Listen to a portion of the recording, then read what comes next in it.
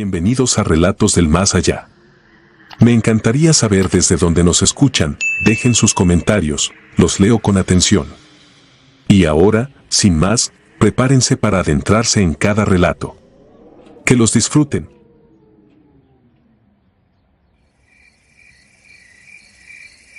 No voy a decir mi nombre completo. Solo diré que fui infante de marina, destacado varios años en la frontera entre Chiapas y Guatemala, en un batallón de la Secretaría de Marina. Había participado en erradicación de plantíos y aseguramientos grandes, pero lo que pasó en 2016, en una operación contra traficantes de fauna, es lo único que aún hoy me hace despertar empapado de sudor. El informe era claro. Un grupo movía animales silvestres y especies en peligro por ríos secundarios y veredas ocultas. Nuestra misión, ubicar un punto de acopio en la selva, asegurar el lugar, detener a quien estuviera ahí y esperar apoyo. Éramos 8 infantes y un teniente al mando. Nos infiltraron de noche por un brazo del río, en 2 lanchas con motores casi al mínimo. El aire olía a humedad rancia y gasolina, y el ruido de los insectos tapaba casi todo. Cuando apagamos motores y seguimos a pie, el calor se pegó al cuerpo como una manta mojada y la oscuridad pareció tragarse la luz de las lámparas. Un par de horas después, siguiendo el GPS, llegamos al punto marcado. No había luces, ni voces, ni motores. Solo la respiración constante de la selva. El teniente hizo la seña de avance y nos regamos en formación. Esperaba encontrar un campamento con lonas, jaulas y tambos. En su lugar vimos estructuras hechas con troncos amarrados, jaulas aplastadas, costales rotos y pedazos de malla tirados. El olor a carne vieja era tan fuerte que se sentía en la lengua. En varios puntos del claro se veían montones de pieles secas acomodadas en formas que no tenían sentido práctico, como si alguien hubiera tratado de levantar figuras. Entre los árboles colgaban tiras de cuero, plumas pegadas con algo oscuro y restos de patas y garras dispuestos con una precisión que no parecía improvisada. En el centro del claro, justo donde el terreno se hundía un poco, habían levantado una rueda hecha con restos animales y ramas entrelazadas. Alrededor, el suelo estaba cubierto por marcas dibujadas con barro y otra sustancia más oscura, líneas que se cruzaban, círculos deformes, figuras como espinas abiertas. En los troncos cercanos había símbolos tallados con tanta fuerza que en algunos se veía la madera clara del interior. No encontrábamos huellas frescas ni fogatas recientes. Parecía que el lugar estaba abandonado, pero el orden retorcido de todo indicaba lo contrario. Aseguramos la zona, tomamos fotos rápidas y mandamos un reporte corto por radio. Las instrucciones tardarían, así que el teniente decidió que pasaríamos ahí la noche. Nadie quiso poner su casa de campaña cerca de la rueda del centro. Terminamos pegados a la línea de árboles, dejando aquel círculo en medio como un ojo al que nadie quería mirar. La primera guardia quedó a cargo de Méndez y Silva, los más experimentados en terreno selvático. El resto se tiró un rato a intentar dormir. Yo dejé las botas listas, el chaleco a un lado y me acosté con el fusil abrazado, pero la cabeza seguía viendo las marcas en el suelo y los símbolos en la corteza. En operaciones así el sueño llega en pedazos. No sé cuánto tiempo pasó hasta que escuché mi nombre afuera, pronunciado tal como lo decía mi madre cuando me levantaba para ir a la escuela. El tono, el acento, la forma de alargar la última sílaba. Abrí los ojos con el corazón acelerado. Escuché mi nombre otra vez, esta vez un poco más lejos, como si me llamaran desde la orilla del claro. Pensé que estaba soñando, hasta que escuché dentro de otras casas de campaña el movimiento de mis compañeros levantándose. Salimos casi al mismo tiempo. El teniente apareció con el chaleco puesto y la lámpara en mano. A cierta distancia, junto a los árboles, había una figura parada, quieta. Era Méndez. Reconocí la silueta, el casco, el rifle colgado hacia el pecho. El teniente intentó hablarle por radio. No hubo respuesta. Caminamos hacia él en formación, despacio. Cuanto más nos acercábamos, más rígido se veía. A pocos metros, levanté la lámpara y me di cuenta de que no respiraba. Cuando llegamos al punto exacto donde lo habíamos visto, no había nadie.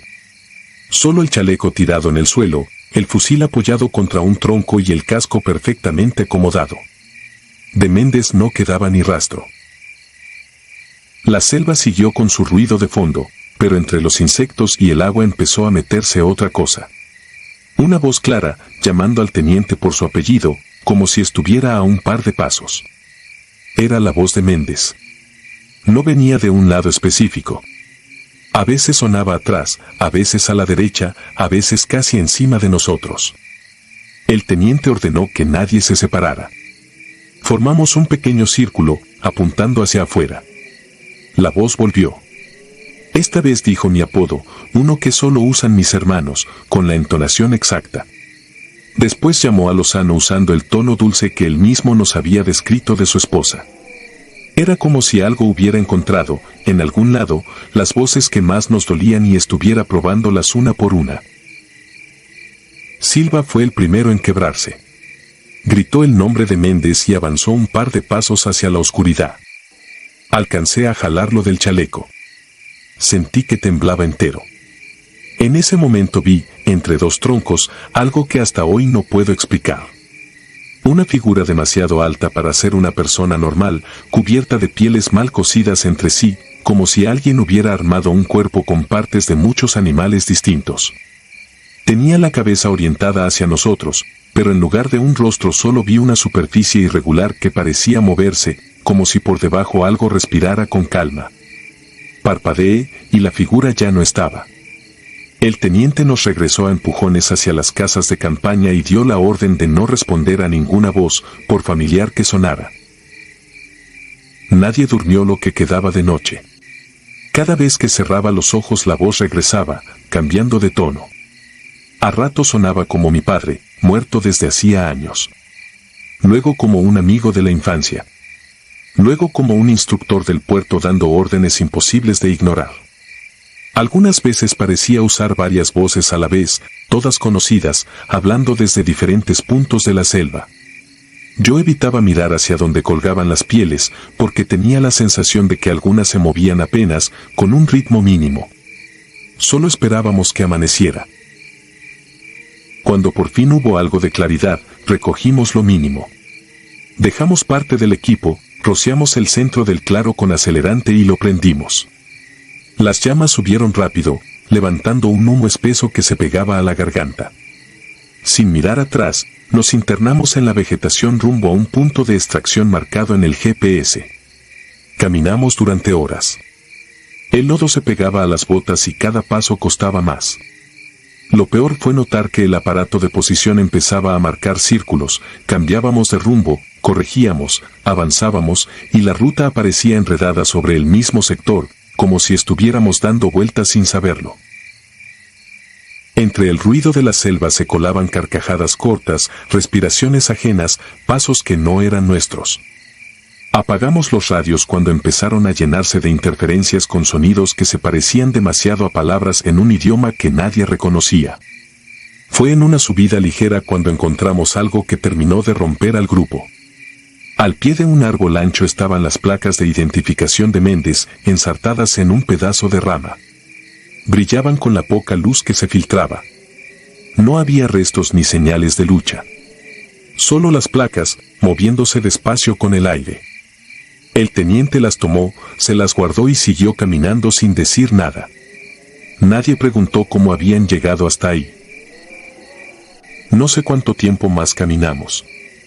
Solo recuerdo que, de pronto, la vegetación se abrió y escuchamos un motor acercándose. Era nuestra lancha de extracción, entrando por un canal estrecho que yo no había visto en ningún mapa. Salimos a la orilla llenos de lodo y rayados por las ramas. El operador nos miró con una mezcla de susto y lástima. Dijo que parecíamos haber envejecido varios años en un día. Según el reloj del teniente, no habían pasado ni 24 horas desde que entramos. En la base llegaron las entrevistas y las revisiones médicas. El informe final habló de estrés extremo, confusión auditiva por condiciones ambientales y desaparición de personal en selva densa. A Méndez lo registraron como no localizado en operación. Nada más. Entre nosotros jamás volvimos a tocar el tema. Años después, en un curso, vi uno de aquellos GPS y pedí que me mostraran el respaldo de esa misión.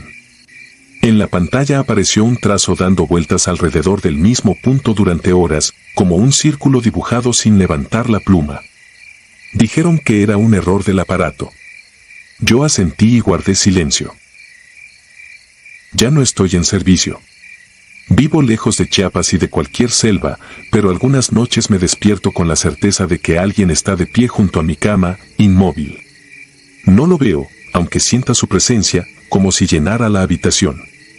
Lo que sí escucho, de vez en cuando, es una voz que prueba tonos distintos, buscando el que más me quiebre. A veces suena como mi madre, a veces como Méndez, a veces como mi propio hijo. Siempre dice lo mismo, mi nombre, repetido con una paciencia que parece no tener fin. Nunca respondo. Aprendí en aquella operación que la selva no se acaba en el límite del mapa. Lo que vive allí aprende tu nombre, tu historia, tus afectos. Y cuando cruza su territorio sin permiso, no se conforma con llevarse a uno de los tuyos. También se lleva una parte de tu voz, para repetirla donde nadie más pueda escucharla, salvo tú.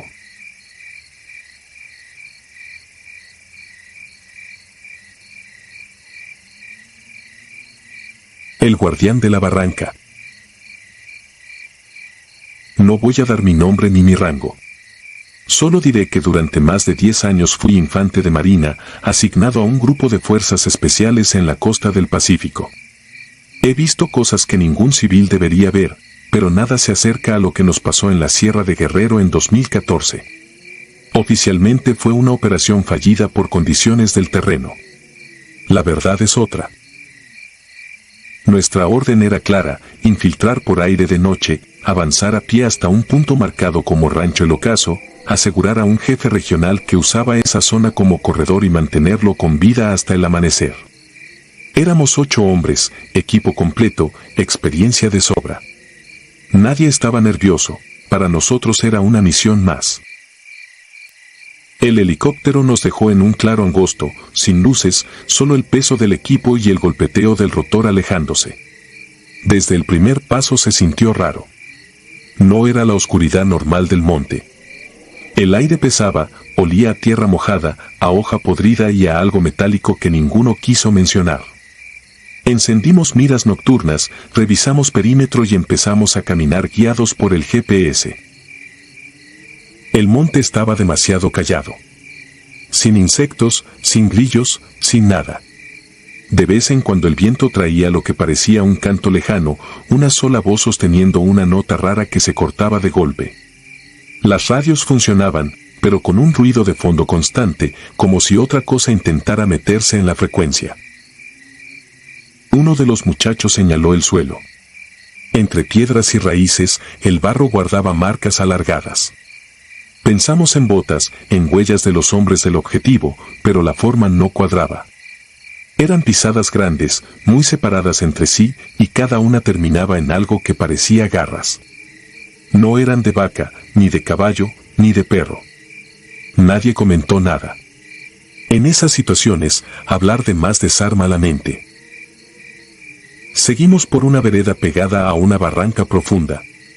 El GPS empezó a marcar cosas imposibles, cambios bruscos de posición, como si avanzáramos en círculos. Revisamos coordenadas, brújulas, equipo. Todo parecía bien, pero el paisaje empezaba a repetirse, el mismo árbol torcido, la misma roca con líquenes, el mismo tronco partido. Nuestro jefe de equipo ordenó usar la barranca como referencia y seguir su línea. Íbamos en columna cuando el compañero detrás de mí me tocó el hombro y me señaló al otro lado. Entre los troncos, a unos 30 metros, vi una figura quieta. Alta, demasiado delgada para un hombre normal, extremidades largas colgando a los lados. No traía arma visible. Solo estaba de pie, mirando hacia nosotros. Parpadeé. Ya no estaba. Nadie quiso ser el primero en preguntar si el resto la había visto. Minutos después empezó el ruido. Primero ramas que se partían detrás de la columna, luego pasos que se mantenían siempre a la misma distancia, por más que cambiábamos el ritmo. Nos deteníamos y todo se quedaba en silencio absoluto. Reiniciábamos la marcha y los pasos volvían, esta vez más arriba, como si algo nos siguiera desde el borde del monte. Hicimos un alto junto a unas rocas. El viento cambió y nos llegó un sonido distinto, una respiración profunda, agitada, constante, acompañada de un crujir leve, como si alguien apretara ramas entre las manos. Nadie se movía. Esperábamos ver a algún hombre armado salir entre los árboles. No salió nadie. El jefe cortó la pausa y nos ordenó seguir. Estábamos cerca del objetivo, no podíamos quedarnos a mitad del cerro por sensaciones. Aún así, todos sabíamos que algo estaba mal. Cuando por fin vimos las primeras luces del rancho, el cielo del oriente ya estaba aclarando. El lugar no se parecía al de las fotos de inteligencia. Cercas rotas, vehículos quemados, un círculo de piedras ennegrecidas en el centro del patio. Alrededor, restos de velas, plumas de gallina, trapos amarrados a ramas. No había guardias, ni perros, ni movimiento. El objetivo no estaba. Registramos habitaciones. Colchones tirados, casquillos, ropa abandonada. En una mesa, fotografías manchadas, recortes de periódicos, figuras hechas con ramas e hilo. En una pared, símbolos dibujados con algo oscuro ya seco. No era pintura. Nadie quiso tocar nada. Uno de los compañeros que se quedó afuera nos llamó en voz baja. Salimos al patio. Estaba apuntando hacia la barranca, con la mira pegada al casco. Nos pidió silencio con la mano. La vimos otra vez. La figura estaba del otro lado, más cerca, casi al borde del acantilado. Ya no era solo sombra. Los brazos eran desproporcionados, casi hasta las rodillas, y las piernas terminaban en algo que no eran botas ni patas de animal conocido. La cabeza inclinada hacia un lado, como si nos estudiara. Los ojos reflejaban la poca luz de forma enfermiza, dos puntos encendidos flotando en la nada. Apuntamos todos, esperando la orden. No llegó. Había algo en esa cosa que se sentía más viejo que el cerro mismo, como si no perteneciera a nuestro tiempo. En un parpadeo dejó de estar al borde y apareció más abajo, entre los árboles, moviéndose con una velocidad inhumana. El jefe gritó que nos replegáramos al interior de la casa principal y formáramos un perímetro. Mientras entrábamos, algo enorme cayó sobre el techo de lámina. El metal vibró como si una máquina pesada hubiera aterrizado encima. Dentro del rancho la oscuridad era casi total. Apagamos miras para no deslumbrarnos y tomamos posiciones cruzadas, apuntando a puertas y ventanas. Afuera, lo que fuera que nos rodeaba caminaba alrededor de la construcción. Sus pasos se oían sobre la grava, lentos, como si disfrutara la espera. En momentos se detenían justo a la altura de las ventanas, pero cuando alguien se asomaba por la mira, no veía nada. Entonces se llevó al primero. El marino que cubría la puerta trasera se inclinó para ajustar el punto de mira y, de pronto, algo entró por el marco a una velocidad imposible, una extremidad delgada y larga que lo agarró por el chaleco y lo jaló hacia afuera. Oímos un grito cortado y luego el golpe seco de un cuerpo contra algo duro. El jefe ordenó salir disparando y recuperar al compañero. Abrimos la puerta y solo encontramos marcas profundas en la tierra blanda, como si hubieran arrastrado un costal pesado barranca abajo. No había rastro de sangre ni de cuerpo, solo esas marcas metiéndose en la parte más cerrada del monte. En ese momento se escuchó un gruñido largo que recorrió la barranca entera. No era humano ni animal. Éramos 8 hombres armados hasta los dientes y ninguno se atrevió a contestar ese sonido con fuego. Apretamos los dientes y comenzamos el repliegue hacia el punto de extracción alterno, siguiendo un rumbo que el jefe trazó a mano. El monte no nos quería dejar ir. Cada vez que creíamos haber avanzado suficiente, el paisaje se repetía, el mismo tronco caído, la misma piedra con musgo, la misma rama partida. Los equipos de navegación marcaban una cosa, las brújulas otra. Era como caminar dentro de un laberinto vivo. Muy cerca del amanecer sentimos otra vez aquella respiración, esta vez al costado, entre los árboles. No vimos a la criatura, pero sabíamos que estaba ahí.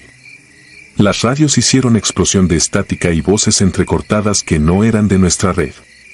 No entendíamos las palabras, pero sí el tono, parecían cantos lejanos. El jefe ordenó romper formación y avanzar lo más rápido posible hacia arriba, buscando un claro donde el helicóptero pudiera vernos. Subimos tropezando con raíces y piedras.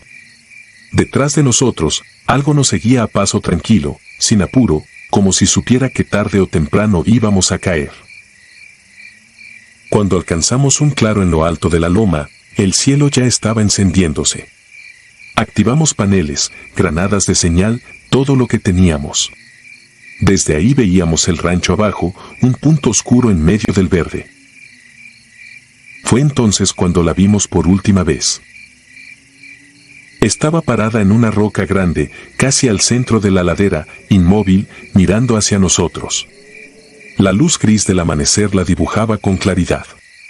Era más alta de lo que habíamos pensado, delgada hasta lo enfermizo, como si cada parte de su cuerpo hubiera sido estirada más allá de lo natural. Tenía la cabeza inclinada hacia atrás y, por un segundo, sentí que sonreía. El helicóptero apareció sobre nuestras cabezas.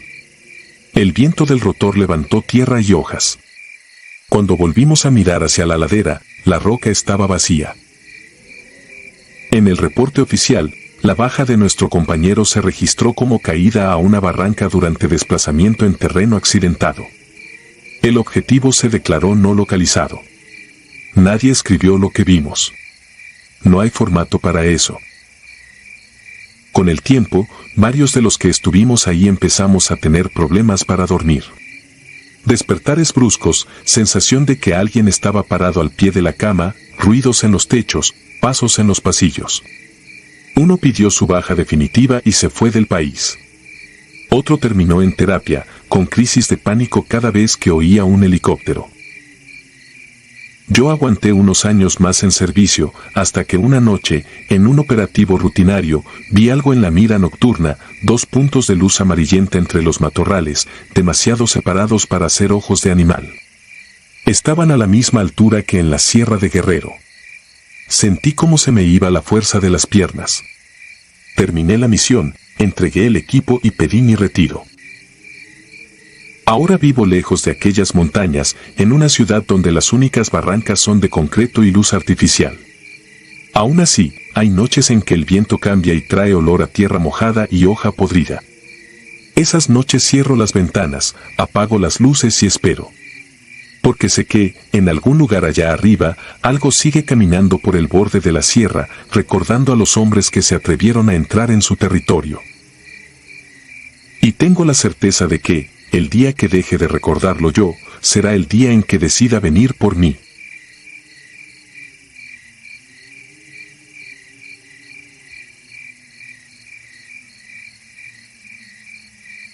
Los que no caen. No voy a dar mi nombre.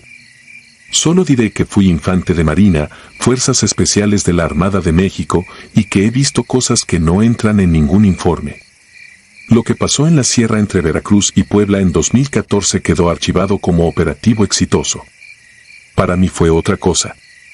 Fue la noche en que entendí que hay lugares donde el entrenamiento no alcanza. Nos activaron de madrugada en Tuxpan. El reporte hablaba de una célula que movía armas y combustible robado por brechas serranas. El detalle raro era el patrón, siempre se escapaban minutos antes de que llegaran ejército o marina. Al principio se pensó en filtraciones. Luego, en los informes de inteligencia, empezó a aparecer un nombre repetido por pobladores, la Hermandad del Cerro. No era un cártel. Era una mezcla de jefes locales, sicarios y gente que había dejado todo para irse arriba, a un sitio del que nadie quería hablar. La misión, sobre el papel, era clara: infiltrar, confirmar la existencia del grupo, documentar su centro de reunión y, si había condiciones, neutralizar. Éramos 8. Todos con años en zonas calientes. El teniente, nuestro jefe de sección, solo remarcó algo que no era habitual: prioridad absoluta a la información, no a las bajas enemigas.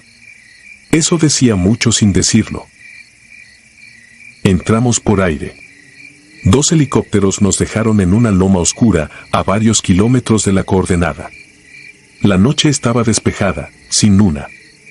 Lo primero que noté al tocar tierra fue el silencio. No era el silencio normal del monte. Era como si todo sonido natural se quedara detenido a cierta distancia. Los grillos se oían lejos, las ranas también. Frente a nosotros, un cinturón de árboles densos marcaba el inicio de la parte de la sierra que los pobladores evitaban. Avanzamos en columna, equipo completo: chaleco, rifle, pistola, visor nocturno, radio, lámparas. El terreno era empinado, con piedras sueltas y raíces gruesas. A cada paso sentía la correa del rifle clavarse más en el hombro y el sudor enfriarse bajo el uniforme.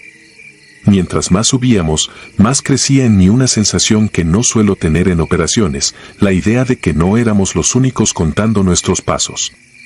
Como si el cerro estuviera concentrado en nosotros.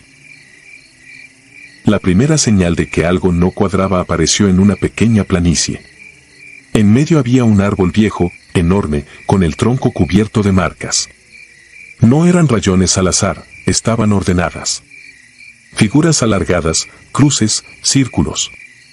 A los pies del árbol, sobre piedras, vimos restos secos de animales acomodados, veladoras consumidas pegadas a la roca, frascos de vidrio con líquido oscuro mezclado con hierbas.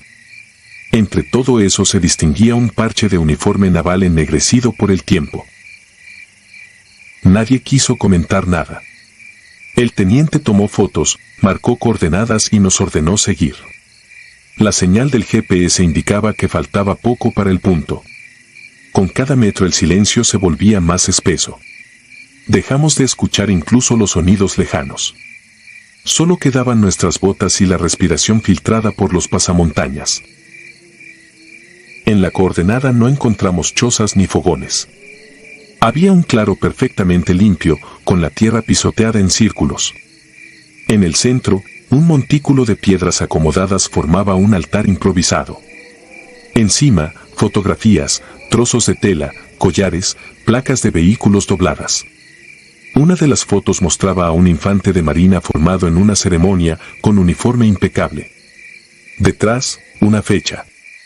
Nadie reconoció el nombre, pero el simple hecho de ver uno de los nuestros ahí arriba alcanzó para tensar más el ambiente. Desde el borde norte del claro el terreno caía hacia una cañada estrecha. Al revisar con las lámparas localizamos una abertura rectangular en la pared de roca, medio oculta por la vegetación. Los bordes estaban alisados y llenos de las mismas marcas del árbol. De esa entrada salía un aire frío con olor a humedad, copal y algo metálico. La orden fue entrar. Formamos columna y avanzamos dentro del túnel, encendiendo solo lo necesario. A los pocos metros la temperatura bajó de golpe. El aire se volvió pesado, como de cuarto cerrado. Las paredes estaban llenas de veladoras apagadas pegadas con cera, figuras hechas con ramas y tela colgando del techo irregular y caras trazadas con pigmentos oscuros. Ojos alargados y bocas abiertas que parecían seguirnos con la mirada. El radio empezó a fallar. Primero una interferencia ligera, luego un zumbido continuo que tapó cualquier intento de comunicación externa. Caminamos así varios metros hasta que el túnel se abrió en una cavidad amplia. No era muy alta, pero sí lo suficiente para que varias personas estuvieran de pie. Y ahí estaban. Los vimos alineados en círculos concéntricos. Hombres y mujeres, de distintas edades, algunos con ropa de trabajo, otros con prendas negras sin insignias. Todos de pie, inmóviles, mirando hacia un punto al centro. No reaccionaron a nuestras luces ni a nuestra presencia. Respiraban apenas. Sus ojos no parpadeaban. La piel tenía un tono enfermizo, como si llevaran mucho tiempo sin ver el sol. En el centro, arrodillado sobre un círculo dibujado con polvo blanco, había un hombre con el torso desnudo, cubierto de marcas.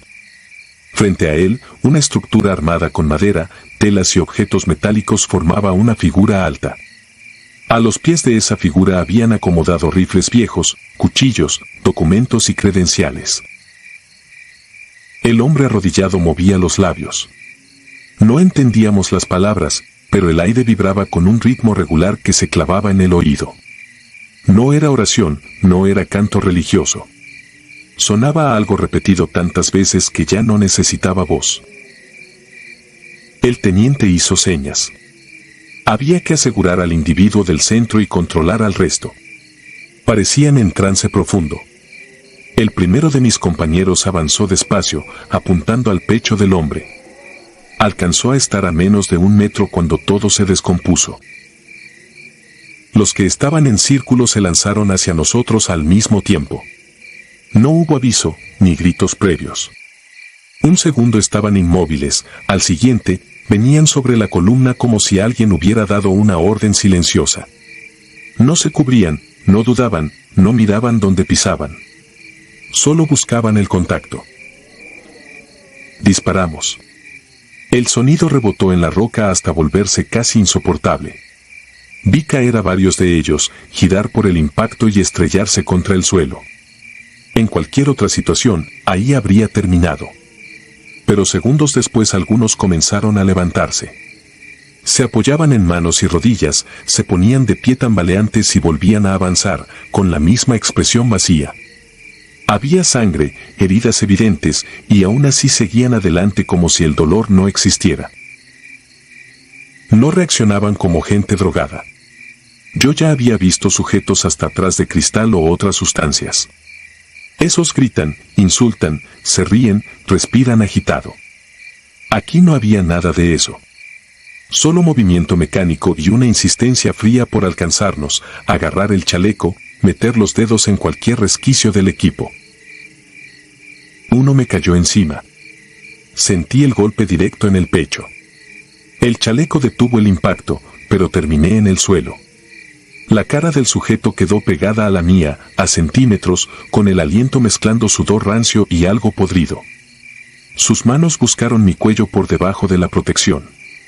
Los dedos eran duros, casi rígidos, y parecían saber exactamente dónde estaba la parte expuesta. Alcancé a llevar la pistola al costado y disparé en contacto. El cuerpo se desplomó, pero sus manos se quedaron un segundo más aferradas a mi piel. Entre ráfagas y órdenes rotas escuché al teniente pedir repliegue y granada. Uno de los compañeros lanzó el artefacto al centro de la cavidad. Hubo un instante de silencio pesado, como si la cueva esperara, y luego la explosión lo llenó todo de luz, presión y polvo. Sentí la onda expansiva en el pecho y en los dientes. Caí contra la roca. Las lámparas se apagaron. Solo quedaba el pitido en los oídos y el sabor a tierra quemada. Cuando recuperamos las luces, el lugar era un caos. Cuerpos en el suelo, manchas en la piedra, restos de la estructura central desparramados. Algunos de los nuestros sangraban de cortadas en rostro y brazos, pero seguían conscientes. Lo peor no fue eso. Lo peor fue comprobar que, en los bordes de la cavidad, todavía quedaban figuras en pie. No caminaban ya hacia nosotros. Estaban quietas, pegadas a la roca, mirándonos fijamente. Uno de ellos tenía medio rostro destrozado. Entre lo que faltaba se veían dientes y carne atascada de polvo. Y aún así, en lo que quedaba de la boca, se formaba algo parecido a un gesto de alivio. No era una sonrisa. Era la expresión de quien termina un trabajo. Salimos porque el teniente entendió que seguir adentro era perder algo más que la vida. Ordenó retirada y corrimos por el túnel sin cuidar formación, tropezando con la roca hasta ver otra vez el cielo gris. Recuperamos señal, reportamos agresores neutralizados y lugar asegurado. En el informe final se habló de fanatismo y drogas, de un santuario destruido por la Marina. Nadie escribió que varios se levantaron del piso después de impactos que habrían detenido a cualquiera. Vinieron psiquiatras, pastillas y cambios de adscripción. La hermandad del cerro quedó, según dicen, desarticulada y en los poblados ya no desaparece gente. De la entrada de la cueva nunca nos dijeron nada. Yo solo sé que, cuando apago la luz, siento el aire pesado de aquel lugar pegado a la cara y la certeza de que alguien está detrás de mí, inmóvil, demasiado cerca. No cuento esto para que me creas. Puedes pensar que fue la adrenalina o la oscuridad. Pero si algún día te toca caminar armado por una sierra silenciosa, ves símbolos extraños en los árboles y personas que se levantan del suelo cuando ya deberían estar inmóviles, recuerda esta historia antes de avanzar.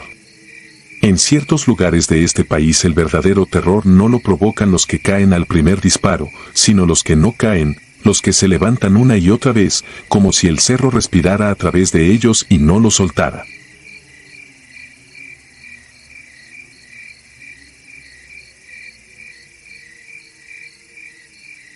La brecha. No importa cuántas veces haya saltado desde un helicóptero o cuántas noches haya dormido en la selva, nada me preparó para lo que vi aquella madrugada. Me llamo Héctor Molina, sargento primero de las Fuerzas Especiales GAFE, los murciélagos, y llevo 13 años metiendo el cuerpo donde la mayoría no pondría un pie. En febrero de 2019 salí del campo táctico en Huajuapan, Oaxaca, con 24 horas francas para ver a mi familia en Juchitán. Pensé que la ruta vieja por la Sierra Mixteca me ahorraría tiempo. Esa decisión sigue royéndome el sueño. Partí a las 22:30 en una camioneta utilitaria del batallón. El aire del altiplano, denso y frío, entraba por las ventanillas abiertas, necesitaba el golpe de viento para no pestañear durante las curvas. Conocía la carretera seca, flanqueada por barrancas, mezquites y un silencio tan profundo que mis propios latidos parecían pasos ajenos sobre la grava. El tablero marcaba 120 kilómetros por hora. A esa velocidad, las sombras de los cerros resbalaban como mantas oscuras sobre el parabrisas. Kilómetro 47. A la derecha distinguí un puesto de vigilancia abandonado, una caseta de concreto, techo vencido, grafitis descoloridos. El reflector roto colgaba como un ojo apagado. Frené por instinto, vieja costumbre de revisar cualquier estructura solitaria, bajé la luz larga y metí primera. No había señal de radio ni de celular en esa hondonada, pero algo peor que la incomunicación se sintió en los huesos, un olor metálico que no pertenecía a la noche ni al motor. Apagué el vehículo para escuchar. La nada, absoluta. Ni coyote, ni grillo, ni viento entre matorrales. Solo mi aliento y, de pronto, un rasguido. Como cuando se enciende cerillo húmedo.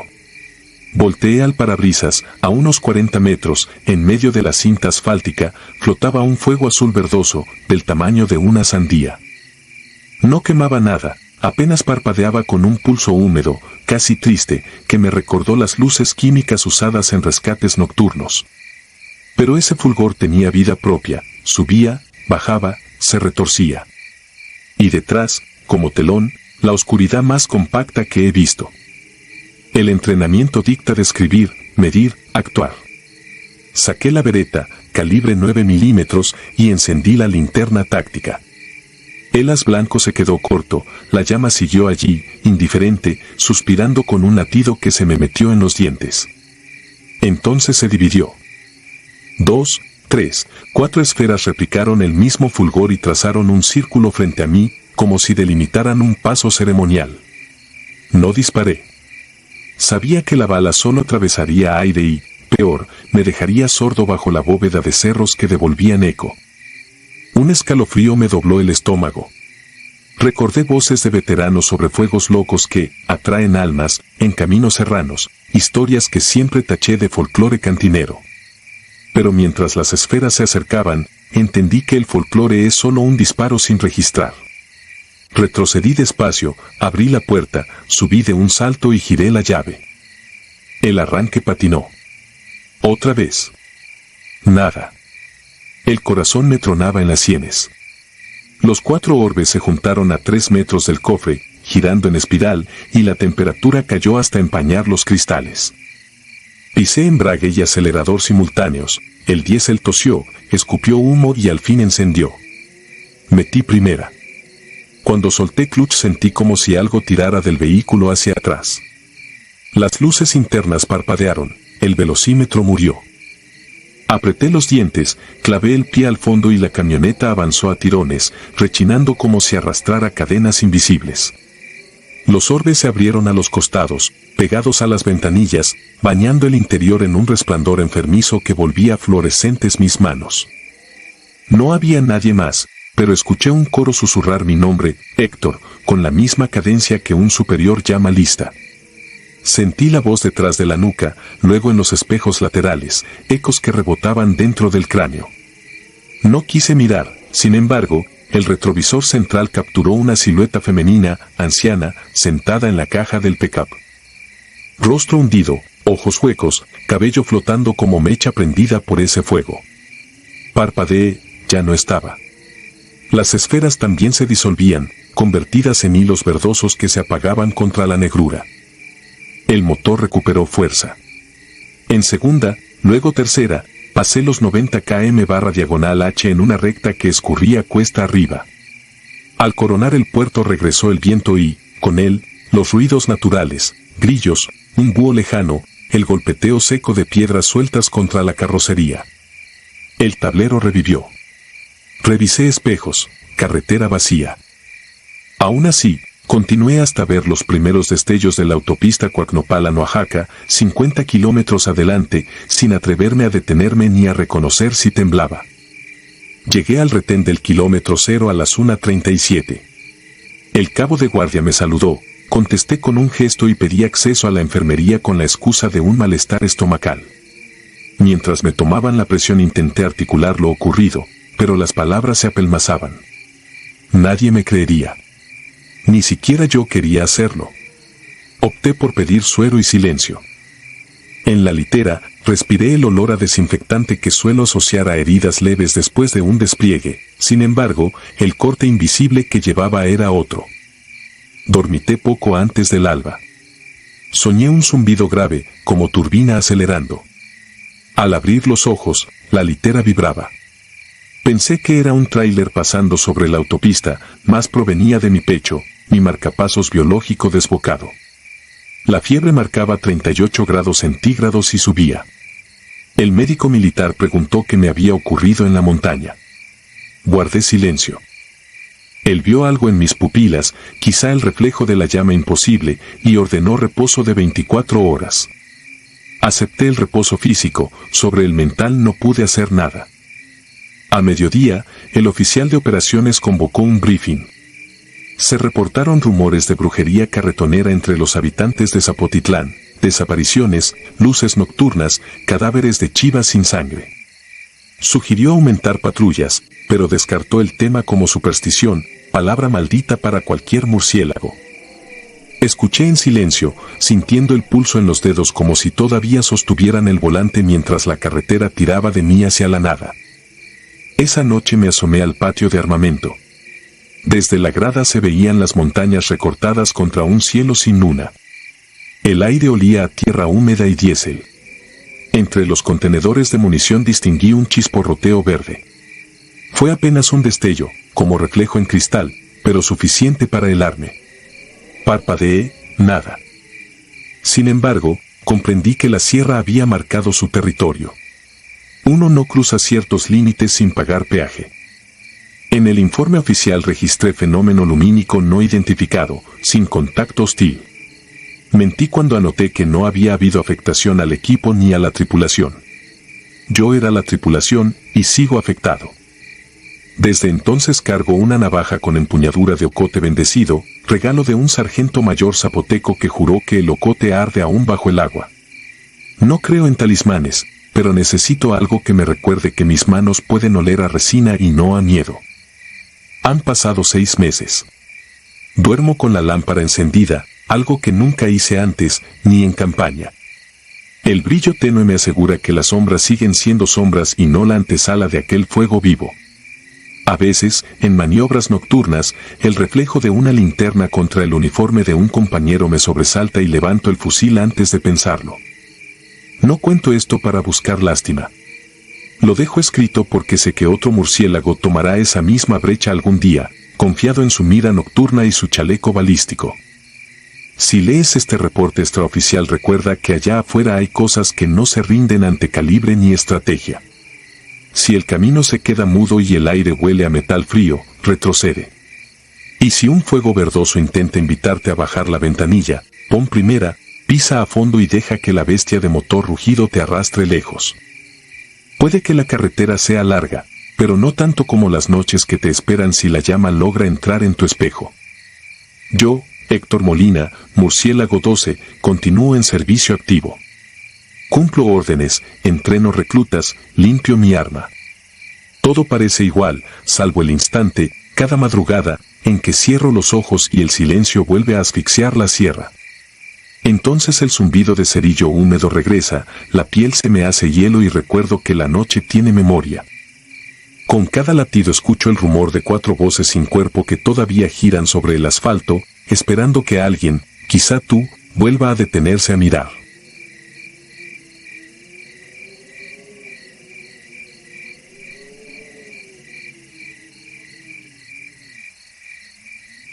Infante abismal.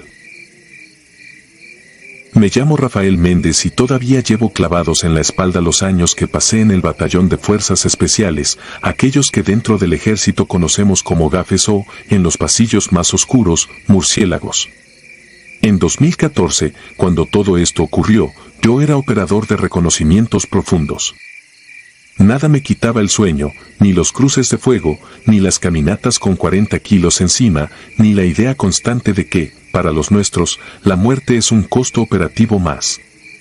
Eso creía, hasta la selva lacandona.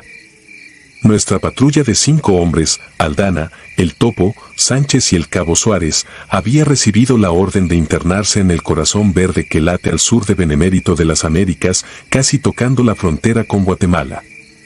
El objetivo oficial era encontrar una pista clandestina usada por traficantes. El real, nunca lo supe, porque los papeles venían velados y las preguntas se castigaban con silencio. Las lluvias veraniegas ya se habían adelantado y la vegetación era una muralla viviente, un laberinto de lianas, raíces y vapores que subían desde la hojarasca como si la tierra exhalara. Avanzábamos un promedio de 500 metros por hora. Entre los árboles retorcidos apenas se filtraba la luz, y la brújula giraba loca cada que el relámpago partía las nubes. Nos guiábamos con GPS de muñeca, pero hasta el satélite parecía dudar en ese lugar. El primer síntoma extraño llegó con el sonido, un llanto agudo que viajaba entre los troncos, tan claro como si alguien sujetara un micrófono junto a nuestra oreja. No se trataba de un mono aullador ni de un tucán, tampoco de la queja lejana de un felino. Era, sin la menor duda, un bebé. El Cabo Suárez alzó la mano y detuvo la columna. Observamos cada dirección, encendimos térmicas y pasamos revista de perímetro, convencidos de que podía ser una trampa. Un infante abandonado en la selva es imposible, en todo caso, un señuelo para atraer gente armada. Sin embargo, el visor marcaba solo siluetas borrosas de fauna pequeña. El llanto persistía, modulándose como si el niño respirara entre sollozos. Tomamos rumbo hacia la fuente, rompiendo ramas húmedas, hasta llegar a un claro minúsculo donde corría un arroyo chocolatoso. Bajo la lluvia fina, sentado sobre una piedra y con el agua golpeándole los pies desnudos, estaba el niño. Tendría, calculé, unos 16 meses, piel pálida, vientre ligeramente abultado, mejillas enrojecidas por el frío. No llevaba ropa, ni insectos lo hostigaban, y la lluvia parecía deslizarse sobre él sin dejar rastro de barro. Algo en la escena era tan perfecto que se volvía antinatural. «No lo toquen», murmuró Aldana, y no era una orden, sino un ruego. Yo no podía permitir que un inocente muriera allí. Salté el cauce y avancé 3 pasos. El niño elevó la cara. Sus ojos no tenían el brillo húmedo de una criatura frágil, eran profundos, densos, del color de la obsidiana pulida. El llanto se cortó de golpe, como una grabación pausada, y en su lugar surgió una risita breve, no infantil, sino grave y hueca, un sonido imposible de salir de un aparato fonador tan pequeño. Mi impulso se congeló. Sánchez masculló una plegaria, el Topo apuntó el fusil sin quitar el seguro. Entonces ocurrió lo que me marcó para siempre. El pequeño abrió la boca y mostró dientes que no correspondían a la etapa de leche. Eran piezas adultas, disparejas, afiladas como limas, Parecían haber brotado en filas dobles, saturando el espacio. Aquella boca se extendía demasiado, iluminada por un relámpago que explotó tras las copas y pintó la escena en negativo durante un parpadeo interminable. Yo retrocedí un paso. No había dogma, entrenamiento ni casualidad científica que pudiera explicar esos colmillos. Sentí como el sudor frío se mezclaba con el agua de lluvia, resbalando dentro de la pechera antibalas.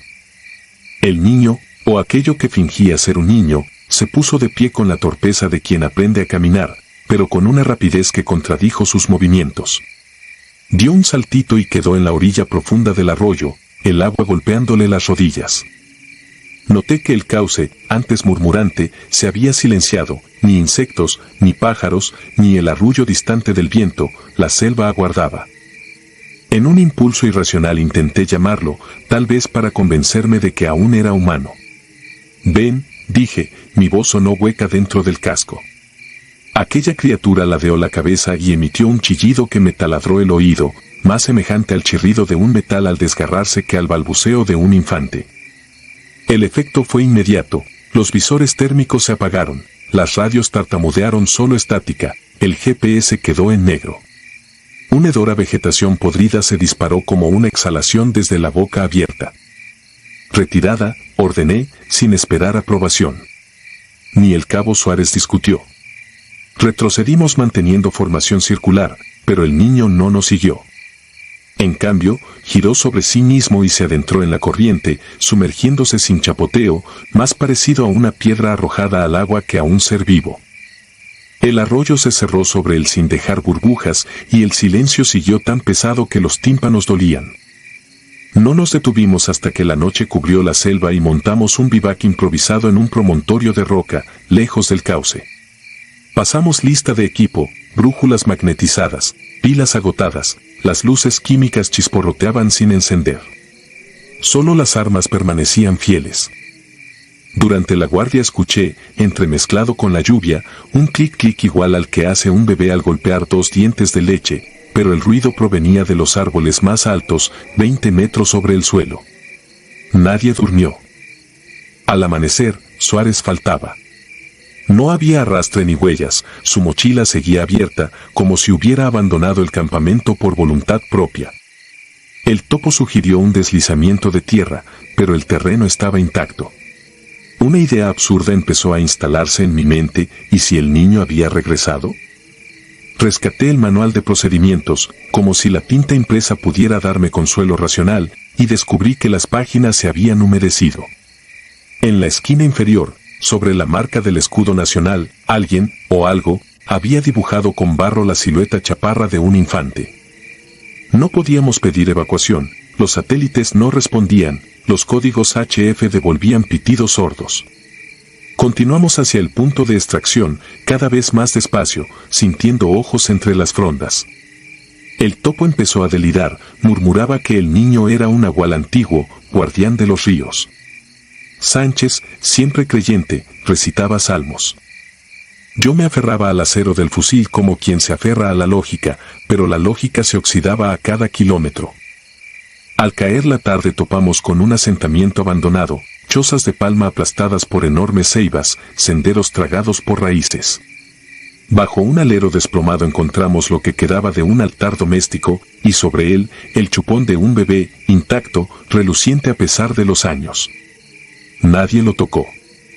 Entonces escuchamos de nuevo aquel llanto, tan cerca que vibraba en el estómago. Aldana giró, disparó una ráfaga al vacío y el eco rebotó infinitamente, como si la selva careciera de fondo donde estrellarlo. La noche se manifestó con bruma. A cada metro aparecían juguetes a medio enterrar, un sonajero, la mitad de un oso de peluche, zapatitos plastificados aún sin moho. Eran demasiados para un solo niño. Eran tributo. Comprendí, o quise creer, que los habitantes antiguos intentaron aplacar a algo que exige inocencia ajena para mantenerse en el mundo. El cabo Suárez fue solo la ofrenda más reciente. Cuando alcanzamos la última coordenada antes de la extracción, éramos 3. Aldana caminaba con los ojos perdidos, como si atendiera voces que el resto no oía. El topo lanzaba destellos con un espejo roto, llamando a helicópteros que nunca sobrevolaron. Sánchez se aferraba a un crucifijo improvisado con ramas, rezaba sin mover los labios. Yo mantenía la posición, cuidando que la locura ajena no desmoronara la línea. Fue entonces cuando el niño reapareció, esta vez entre nosotros, sin que nadie notara su llegada. Estaba de pie sobre las hojas, seco a pesar del aguacero. Sonreía con esa boca ajena y, en la penumbra, sus dientes destellaron como cuchillas. Sentí que el aire se solidificaba, mis pulmones no obedecieron. Aldana abrió los brazos, hipnotizado, y avanzó. Llamé su nombre, no respondió. El niño extendió una mano diminuta. Al contacto, Aldana cayó de rodillas, gimiendo un ruido bajo, tembloroso, que terminó en silencio cuando su cabeza se inclinó a un ángulo imposible y el peso del cuerpo tiró hacia adelante. No disparé. Hubiera querido hacerlo, pero mis dedos no distinguían la orden de tensar el gatillo, una parálisis de pánico los consumía. El topo empujó a Sánchez para huir y ambos tropezaron, rodando ladera abajo entre matorrales. El niño le siguió con ese paso inestable y veloz, girando breves zancadas que parecían aparecer y desaparecer, como cuadros aislados de una cinta dañada. Yo corrí en la dirección contraria, a ciegas, hasta romper el follaje y caer en un claro donde soplaba viento limpio. Allí, por primera vez en 2 días, el GPS despertó con un pitido. El punto de extracción estaba a menos de 700 metros. Encendí la bengala, y el humo teñido de magenta se elevó pidiendo auxilio. Durante los 15 interminables minutos que tardó el helicóptero en llegar, escuché pasos menudos bordeando la maleza, el chasquido de dientes que jugaban a rozarse y, cada tanto, la risa adulta filtrada por la garganta de un recién nacido. El piloto no preguntó por el resto, su rostro reflejaba el tipo de órdenes que nacen en escritorios donde nunca llega la humedad de la jungla. Al ascender, alcancé a ver desde el aire el río acaramelado partiéndose en meandros. Sobre un recodo brillaba algo blanco, el niño, otra vez sentado, moviendo la mano en un gesto que no supe si era despedida o invitación. Hoy vivo lejos de la selva, pero de noche escucho un llanto atravesar las paredes, como si la selva hubiera anidado en mi oído interno. Busqué explicaciones, ventriloquia de aves, ilusiones provocadas por gases pantanosos, trauma de combate. Ninguna encaja con los dientes adultos, con el brinco imposible, con Aldana rompiéndose como madera verde. Soy hombre de ciencia limitada, pero aprendí que la selva no usa libros de texto, fabrica sus monstruos con la materia que tenga a mano. A veces le basta un cuerpo diminuto y una sonrisa demasiado larga. Cuando cierro los ojos todavía veo la boca brillante, el abismo redondeado de sus encías. Si alguna vez despiertas a medianoche y te parece oír un bebé riendo en la tormenta, no salgas a buscarlo. No todos los infantes merecen arrullo, algunos solo necesitan que los mires para reclamarte como parte de su caudal. Yo lo aprendí en la Lacandona, donde el agua devora la cordura y regresa cada temporada con hambre nueva. Dicen que los gafes enfrentamos cualquier enemigo. Quien lo repita, que camine primero al río. Yo ya pagué mi tributo. Y cada segundo que respiro es apenas un préstamo concedido por el infante abismal que acecha, paciente, a la puerta misma del recuerdo.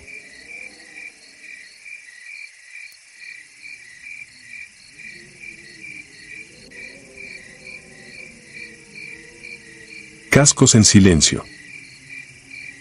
Había aceptado mi primera comisión en la fragata Arm Constitución a finales de 1997, cuando el Golfo de México aún era un tablero de rumores, narcotraficantes que hundían alijos, submarinos caseros, barcos fantasmas sin matrícula. Yo era operador de sonar, recién egresado de la escuela de maquinaria, creía que ningún eco me asustaría después de las prácticas nocturnas en simulador. Me equivocaba. Zarpar aquel diciembre parecía rutinario, patrullaje antisubmarino, guardia anclada cada medianoche para ahorrar combustible, chequeo de boya hidrofónica y bitácoras al alba. Sin embargo, la fragata llevaba un mes recibiendo reportes de interferencias misteriosas, frecuencia baja, tono metálico, siempre registrada frente a las costas de Tabasco. El capitán ordenó fondear allí durante 48 horas. La tripulación protestó en silencio. Se hablaba de zona maldita desde la Segunda Guerra, un cementerio de cascos hundidos que reclamaba a los curiosos. A las 01:14 del 17 de diciembre me tocó turno en la cámara de sonar. El resto del puente dormía, solo el cuarto de máquinas murmuraba un ronquido lejano. Activé los hidrófonos pasivos y me enfrenté al silencio negro del Golfo. 10 minutos después, la pantalla dibujó un zarpazo inesperado, retorno metálico, sólido, a solo 25 metros por babor. Imposible. Estábamos fondeados y la sonda indicaba 50 metros de fondo.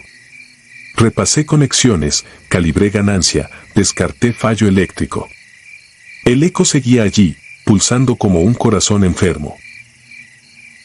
Avisé al oficial de guardia. Nadie quiso sonar alarma para no alterar al resto de tripulación, enviaríamos mejor una boya de verificación. Desplegamos la SQS-62, cilindro naranja chillón que caía al agua y se abría como una flor de sensores. Apenas tocó la superficie, escuché un crujido dentro de mis audífonos, algo similar a metal arrancando óxido. El eco ascendía. Subía. Venía por nosotros. Todos corrieron a la borda con focos portátiles. El Golfo lucía inmóvil, un espejo diáfano. De pronto, un objeto emergió carburando burbujas, torpedo Mark 44, diseño sesentero, herrumbroso y cubierto de lodo coralino. Flotó vertical, como apuntando al cielo. Algo estaba grabado sobre su carcasa, 843-MXS-97. Mi número de identificación militar. La sangre se me heló, ni siquiera figuraba en la lista de armas a bordo. Nadie pronunció palabra mientras lo izábamos con la pluma auxiliar. Le retiramos algas y caracoles, era real, pero el sistema de propulsión se había desintegrado años atrás.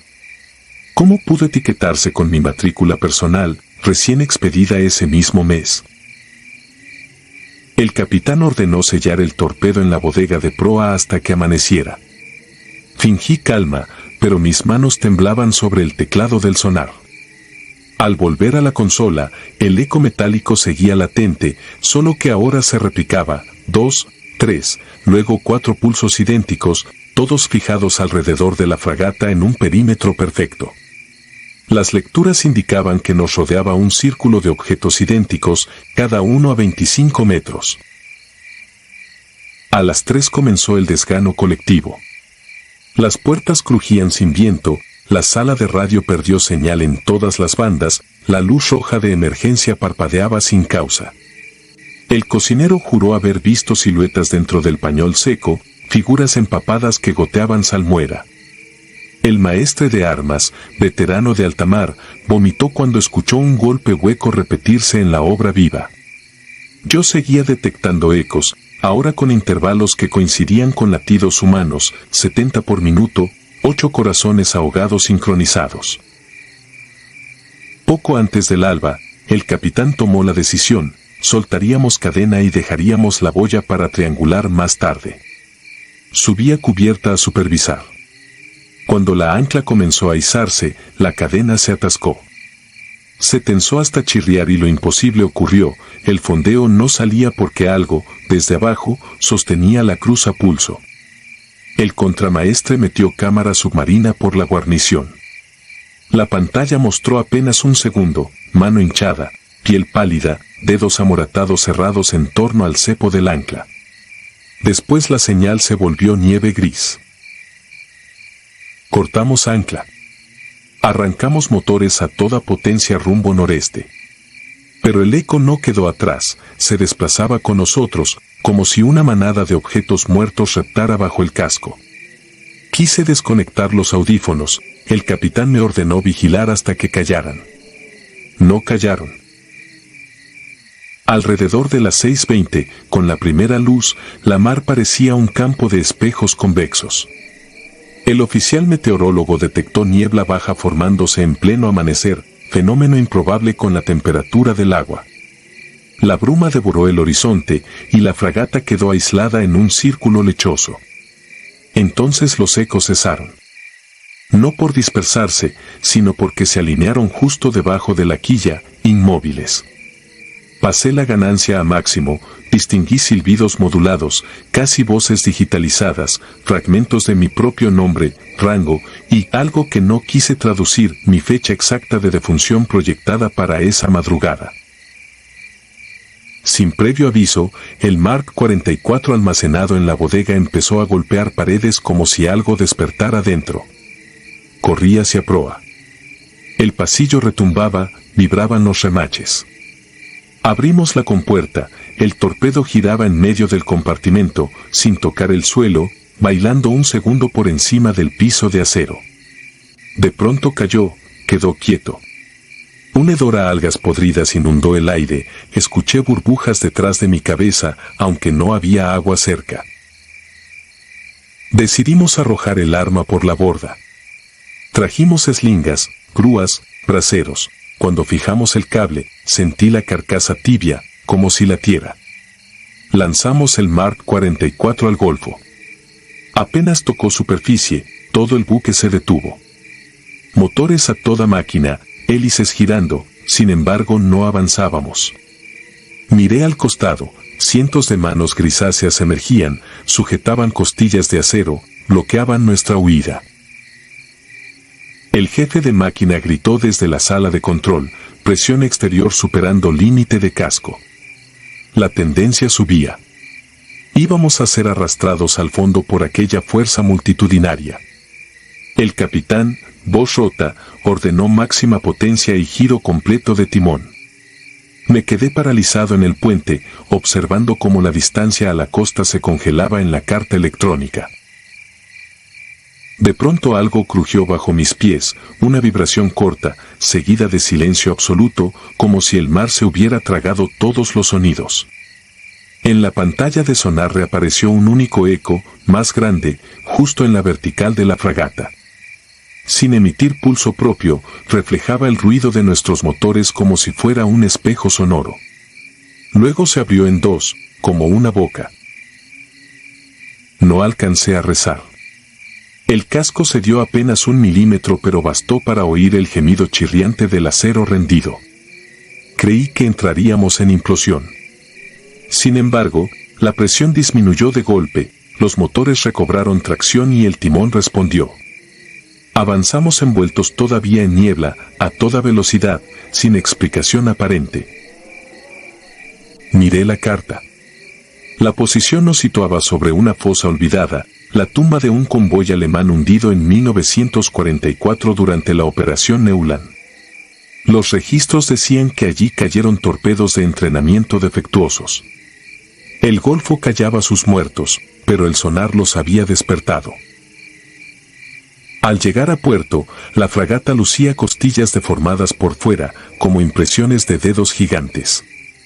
La banda de babor bajo la línea de flotación presentaba surcos paralelos, una escritura oblicua que los peritos no descifraron. Yo la reconocí de inmediato. Era la curva sinuosa de ondas de sonar convertidas en relieve metálico, mi propia firma acústica tallada por algo que no quería ser olvidado. Solicité baja inmediata. Nadie me creyó. Dijeron que el eco era interferencia de prospección sísmica, que la boya se contaminó con magnetita, que el número en el torpedo era una coincidencia. Pero cada noche, al cerrar los ojos, vuelvo a escuchar los 8 pulsos acechando. Todavía laten cuando me acerco al mar. Quizá esperan que mis huesos se oxiden, que mi cuerpo se hunda junto con ellos para completar el círculo. Y sé, con la certeza de quien ha sentido manos anónimas sujetar su barco, que no hay fondeo ni ancla capaz de retener a los muertos cuando identifican tu matrícula.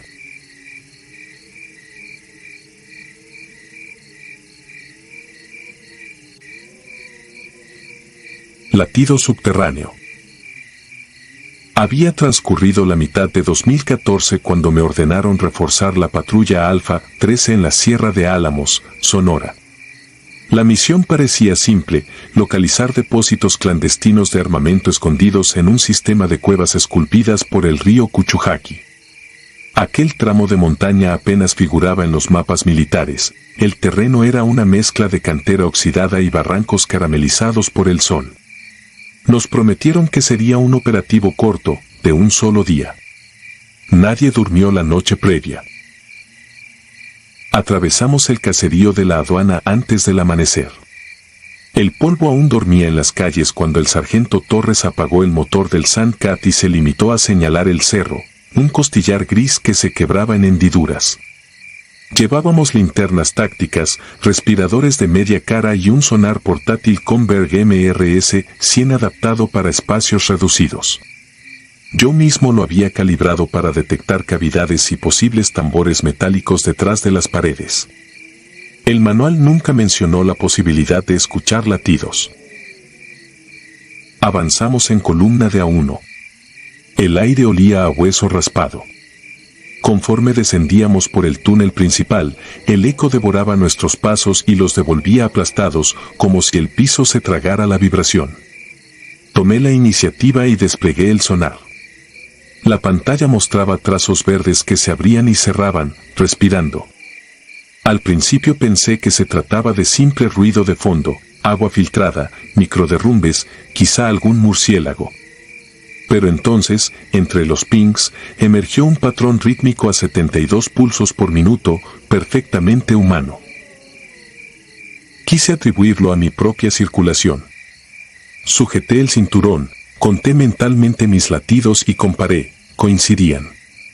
Ajusté la ganancia, el pulso se mantuvo idéntico. El sargento me observó sin hablar, esperando un gesto que autorizara el paso, y me obligué a asentir, aunque mi garganta se cerraba. Tras 20 metros, la cueva se bifurcó. El corredor izquierdo olía a excremento de murciélago y plomo viejo, el derecho exhalaba una brisa fría, medicinal. El sonar apuntó a la derecha con un destello más nítido que los demás. Avanzamos en silencio. El suelo se volvía blando, arcilla empapada, y cada paso dejaba cráteres que se llenaban de un agua oscura. A los 40 metros, el túnel se ensanchó en una cámara natural. Allí encontramos indicios del depósito, tarimas rotas, restos de grasa de arma, huellas recientes que pivotaban hacia una grieta vertical de apenas 50 centímetros de ancho. Me acerqué con la pantalla pegada al pecho. El pulso subió a 80 por minuto, no al compás de mi propio corazón, sino un latido ajeno que retumbaba en el equipo. Cada ping se transformaba en golpe sordo, húmedo, como un puño golpeando carne. Torres me ordenó escanear la grieta. Introduje el transductor por el hueco y sujeté el cable con la otra mano. La gráfica dibujó una silueta ovalada a 3 metros, un recipiente vacío, quizá un tanque. Luego apareció otra forma, más densa, sin contorno regular. De pronto la curva se aplanó y todas las líneas convergieron en un solo punto, brillante, palpitante, que crecía hasta inundar la pantalla. Entonces el sonar emitió un último golpe, romo, y se apagó. La batería marcaba plena carga. Comprobé los cables. Nada parecía dañado. Un hormigueo trepó por mis dedos, sentí que alguien, o algo, me devolvía la mirada desde el otro lado. Optamos por introducirnos uno a la vez. Delgado, el más flaco del grupo, pasó primero. Lo vimos deslizarse de lado, perderse en la penumbra y soltar un gruñido como sorpresa. Pregunté si necesitaba cable guía. Respondió con un chasquido, quizá de aprobación. Luego silencio. 10 segundos. 20. Las reglas dictan que el explorador debe reportar cada 45. Cuando el cronómetro marcó 1 minuto, Torres susurró mi apellido. Me tocaba entrar. Saqué el respirador. No era necesario, pero algo en mi subconsciente exigía filtrarlo todo. Coloqué la linterna en el casco y me introduje. La roca raspaba los costados del chaleco. Una atmósfera viscosa, más húmeda que el aire exterior, me cubrió el rostro. El latido reapareció en mis oídos, ahora sin mediación del sonar, taladrando mi cráneo. No provenía de mis vértebras, sino de la piedra misma. El pasaje desembocaba en una sala estrecha, casi rectangular. El suelo estaba alfombrado con costales de cal y chalecos tácticos reventados. Había casquillos esparcidos, la mayoría corroídos.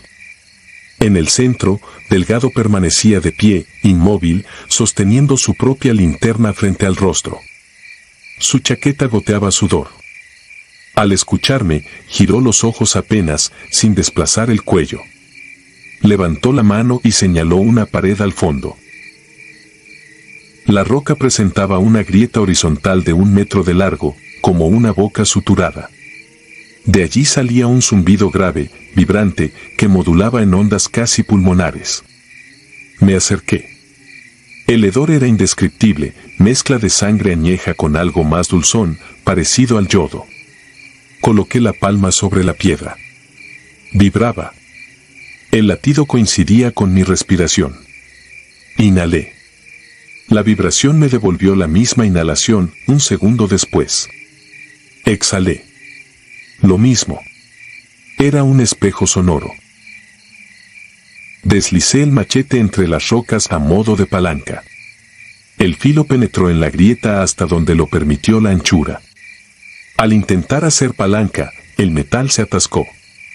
Tiré con fuerza. Sentí el agarre ceder de repente y la grieta exhaló un chorro de aire tan frío que empañó mi visor. El latido se elevó a 120 pulsos, mi reloj biométrico vibró por la lectura anómala. Pero mi pecho seguía tranquilo. Supe entonces que aquella frecuencia no era mía. Una gota oscura resbaló desde el filo y cayó en mi bota. Iluminé el machete, no era óxido, era sangre fresca. Delgado dio un paso atrás, tropezó con un costal y cayó sentado, respirando a bocanadas. El latido pareció celebrar su caída, acelerando aún más. No respires, murmuró, la voz tiznada de terror. Se llevó 2 dedos al cuello, como buscando su pulso, y palideció. Sus venas se marcaban azules, pero la arteria no golpeaba. Lo mismo me sucedía, la aorta, quieta. Aún así, el latido retumbaba por toda la cámara. El sargento apareció en el boquete, sudoroso, y preguntó con señas por qué tardábamos. Señalé el muro y negué con la cabeza. Teníamos que salir. Intenté retroceder hasta la grieta de entrada, pero sentí el suelo ceder. La arcilla se hundía con cada paso, respirando como un pulmón invertido. Delgado se adelantó hacia el boquete, pero algo invisible lo retuvo de la hombrera. Gritó sin voz. Torres lo enganchó con la mano libre y lo arrastró fuera. Yo me aferré al borde, el pasillo se estrechaba como un esófago.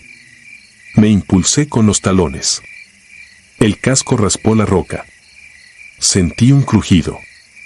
El aire se volvió denso, insoportable, saturado de un lamento grave que penetraba los huesos. Golpeé la linterna contra el suelo para ganar impulso. Al fin logré asomar medio torso. Torres extendió la mano, pero su brazo se vio sacudido por un temblor involuntario, no distinguía mi peso del suyo. Me enganché al armazón metálico de su chaleco y emergí. El latido cesó de golpe. Quedó un silencio sísmico. Nos arrastramos por el túnel principal hasta la boca de la cueva. El sol sangraba sobre la sierra. Cuando respiré aire libre, comprendí que mi diafragma llevaba minutos sin contraerse. Inspiré con violencia. Un dolor eléctrico me atravesó el pecho, como si estuviera iniciando de nuevo.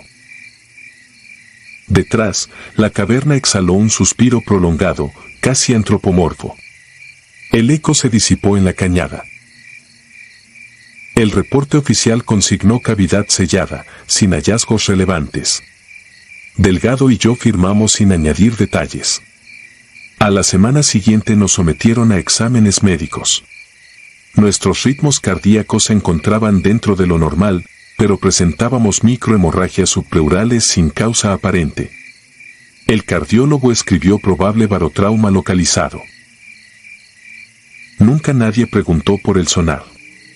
Nadie quiso saber por qué las lecturas habían desaparecido de la memoria del equipo. Torres lo devolvió al almacén como pieza inservible. Yo lo busqué meses después, en la etiqueta de inventario figuraba como extraviado. Desde aquella noche no puedo conciliar el sueño sin sentir que algo detrás de mis párpados cuenta mis latidos. Algunas madrugadas despierto con la certeza de que mi corazón se ha detenido, sin embargo, escucho claramente un pulso cercano, continuo, que no se sincroniza con mis respiraciones. Pongo la mano en el pecho, silencio. En la almohada, ese otro corazón late, paciente, esperando el momento exacto para inhalar por mí y no devolverme el aire. Ahora comprendo que la montaña no ocultaba un arsenal. Custodiaba un órgano vivo, atrapado en roca milenaria, un artefacto que late con cualquier vida que se acerque demasiado. Aquella cueva registró mi ritmo, lo guardó, y ahora bombea por mí desde la distancia. Cada noche que sobrevivo, ella respira, cada segundo que respiro, profundiza. A veces creo escuchar un eco despacio, calcado, que se acerca a mi puerta, un pulso idéntico al mío, aunque yo permanezca en completo reposo, y, cuando se alinea, me roba el aliento un instante, apenas un destello, como prueba de que sigue aquí. No sé cuánto tiempo conserve mi propio latido. Sé que, en cuanto ambos compases coincidan del todo, la montaña respirará por mí para siempre y yo nunca volveré a inhalar.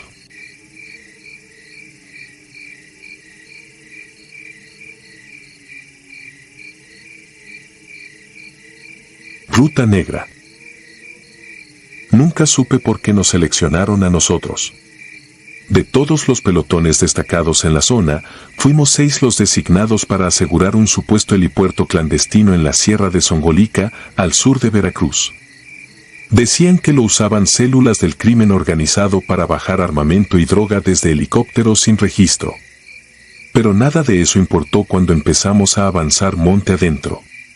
Desde el primer día, el aire se sentía distinto. Pesado, cargado, como si no quisiéramos estar ahí. Como si el bosque mismo nos estuviera empujando hacia afuera. Éramos personal de la Marina Armada, entrenados para la guerra irregular, operaciones nocturnas, infiltración profunda. Pero ninguno de nosotros, ni siquiera el teniente Suárez, con 20 años de servicio, estaba preparado para lo que íbamos a encontrar.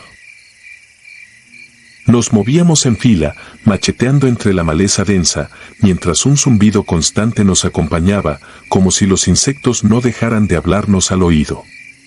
Cada 10 o 15 metros, notábamos algo extraño, en los troncos de los pinos, cruces talladas a mano, pero invertidas. Algunas parecían hechas hace días, otras, frescas, recién marcadas. La savia aún goteaba de las hendiduras. Al principio pensamos que era alguna señal de narcotraficantes, un código entre ellos. Pero el número de cruces era absurdo. Había cientos. Y estaban alineadas como si delinearan un camino invisible que conducía cerro arriba. Después de avanzar casi 3 horas, llegamos a un claro natural donde todo parecía muerto. No había insectos, no había canto de aves. Solo árboles ennegrecidos y tierra agrietada. Allí nos detuvimos para levantar campamento. El GPS no registraba nuestra ubicación con precisión. Marcaba interferencia constante. 0 señal satelital. Aún así, el teniente ordenó marcar posición y asegurar el perímetro. Nadie protestó, pero todos nos mirábamos con los mismos ojos. Algo aquí estaba mal. Esa noche, me tocó la última guardia, de 3 a 5. Siempre he sido escéptico. Pero a eso de las 4:10, mientras repasaba la línea del bosque con mis binoculares térmicos, vi algo que aún hoy no puedo explicar. A unos 40 metros, entre los árboles, había una silueta. Estática. Humana. Pero no emitía calor. No era un animal. No era un hombre. No respiraba, no se movía, hasta que lo hizo. Dio un solo paso hacia mí y entonces desapareció del ente. Bajé los binoculares de golpe. No había nadie. Pero el aire se volvió helado, como si me hubieran sumergido en agua de pozo. Empecé a temblar sin razón. Cuando mis compañeros despertaron con el cambio de guardia, les conté. Nadie se burló. De hecho, el cabo Reyes también confesó haber visto algo similar durante su turno, una sombra inmóvil con la cabeza ladeada. A la mañana siguiente, Suárez decidió que lo mejor era llegar al supuesto helipuerto y evacuar en menos de 24 horas. Algo en él había cambiado también, tenía ojeras profundas, y no se quitaba la mano del cuello, como si le doliera. Él nunca se quejaba. Seguimos el ascenso, cruzando más cruces invertidas, algunas tan profundas que partían el árbol casi en dos. El sendero, antes invisible, ahora era claro, tierra pisoteada, sin vegetación, como si algo muy grande o muy pesado hubiera sido arrastrado por ahí una y otra vez. A mediodía, la brújula se volvió loca. Giraba sin parar. El sol se cubrió, pero el cielo no estaba nublado. Solo, apagado. Al llegar a la cima, el terreno se abrió como una herida entre la selva. Era un claro amplio, con marcas de aterrizaje, casquillos oxidados y rastros antiguos de combustión. Todo encajaba con el informe. Había existido un helipuerto ahí, sin duda. Pero hacía mucho tiempo. Demasiado. El suelo estaba seco, resquebrajado, y en el centro había algo que nos hizo detenernos de golpe, un círculo de cenizas blancas, rodeado de cruces invertidas talladas en piedra volcánica. Suárez mandó registrar el perímetro. Yo me acerqué al círculo. Me agaché para tomar una muestra del polvo. Al tocarlo, sentí un hormigueo en los dedos. Una voz, no con sonido, sino dentro de mí, dijo mi nombre. No gritado, no susurrado. Solo, nombrado. Como si supiera quién era. Me incorporé y retrocedí. Fue entonces que el cabo Reyes gritó. Estaba revisando un montículo cerca del límite del claro. Llamó al teniente, que se acercó. Luego llamaron a todos. Al llegar, vi lo que habían encontrado, huesos humanos, apilados bajo ramas secas. Cráneos, costillas, fémures. Todos ennegrecidos, pero intactos. Al menos 7 cuerpos. Todos sin marcas de disparos. Pero con los cráneos perforados, como si algo hubiera salido desde dentro. El teniente nos ordenó replegarnos al claro. Dijo que mandaríamos coordenadas y esperaríamos extracción aérea. Sacó el GPS táctico, lo encendió y palideció. El aparato marcaba un solo punto en el mapa. Nada más. Ese punto estaba titulado con su nombre completo, Suárez G. Héctor, 17:40 horas. La hora exacta en ese momento era 17:19. Él no dijo nada. Solo se quedó mirando la pantalla, como si se hubiera resignado. Cuando quiso reiniciar el dispositivo, ya no prendió. Intentamos con nuestras radios. Todas muertas. No había señal. Ni interferencia. Silencio. Fue el cabo primero quien vio que algo se movía entre los árboles. Luego el resto. No sabría describirlo. Eran formas. No figuras completas. Manchas negras entre los troncos que a veces parecían caminar sobre 2 piernas y a veces sobre ninguna. Se movían sin ruido. Sin apuro. Como si supieran que ya no podíamos huir. El teniente ordenó abrir fuego al aire. Nada respondió. Ni un ave. Ni un eco. Solo el crujido de hojas, cada vez más cerca. Armamos un perímetro con lo poco que teníamos. Cada hombre por su cuenta, apuntando hacia la línea de árboles. Nadie hablaba. A las 17:39, escuchamos el reloj del teniente sonar una alarma. Él sacó su pistola y caminó al centro del claro. No lo detuvimos. Solo lo vimos alejarse. A las 17:40 en punto, cayó de rodillas y su cuerpo se desplomó. No hizo ruido. No gritó. Solo se apagó. Cuando corrimos hacia él, ya no tenía ojos. La piel se le había cuarteado, como la tierra bajo nuestros pies. Nadie entendió cómo ocurrió. Esa noche fue la peor de mi vida. Las figuras se acercaban. Nos rodeaban. El cabo comenzó a rezar en voz baja. Otro compañero, el marino Rivas, se desmayó y convulsionó.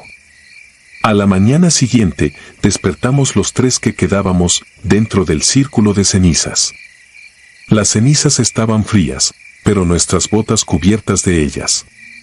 En el centro, una piedra volcánica, como las otras, solo que esta tenía mi nombre tallado. Y la fecha de ese día. No caminamos. Corrimos. Todo el descenso fue una pesadilla sin sentido del tiempo. Cuando salimos del bosque, ya era de noche otra vez, y nadie creía que solo habían pasado 2 días. Habíamos estado fuera casi una semana. Cuando regresamos a base, el informe fue clasificado. Dijeron que fue una operación fallida. Que nos extraviamos. Que el teniente sufrió un infarto. Nadie preguntó más. Nadie volvió a esa sierra. No oficialmente. Hasta hoy, aún no sé qué era ese lugar. Solo sé que si ves cruces invertidas en los árboles, da la vuelta. No estás donde deberías estar. Y si alguna vez un GPS marca tu nombre, corre. Ya es demasiado tarde.